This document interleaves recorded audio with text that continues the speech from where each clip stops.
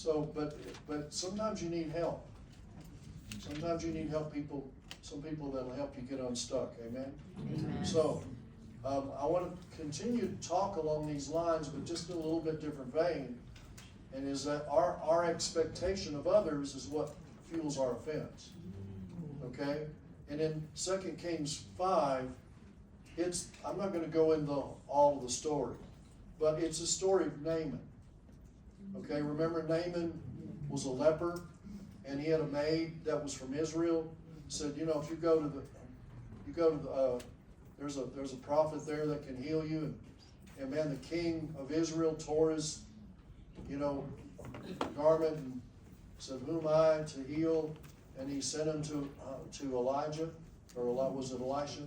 Sent him to Elisha, and Elisha, here comes Naaman, in his limousines and and all the protocol, and Elisha didn't even come out.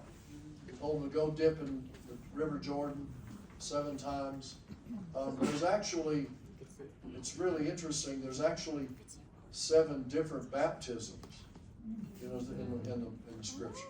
You can find 7. There are 3 primary ones: baptism into the body, baptism in water, baptism in the Holy Spirit.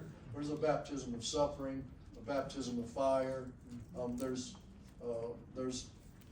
a baptism into the cloud, and anyway, and there's several different other minor baptisms, but he told him get baptized 7 times, but his presumptuous expectations and his pride led him into offense. Aren't the rivers where we're at better than muddy Jordan? But if he stayed offended at Elisha the prophet, he would have died a leper. And in verse 13 of 2 Kings 5, verse 12, are not Abana and the Pharpar, the rivers of Damascus, better than all the waters of Israel?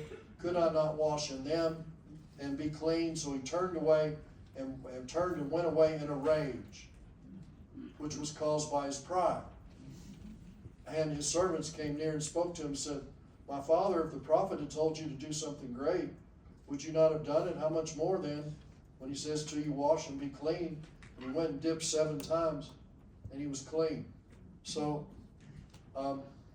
his servants appealed to him to lay his pride, anger, and personal expectations aside and humble himself.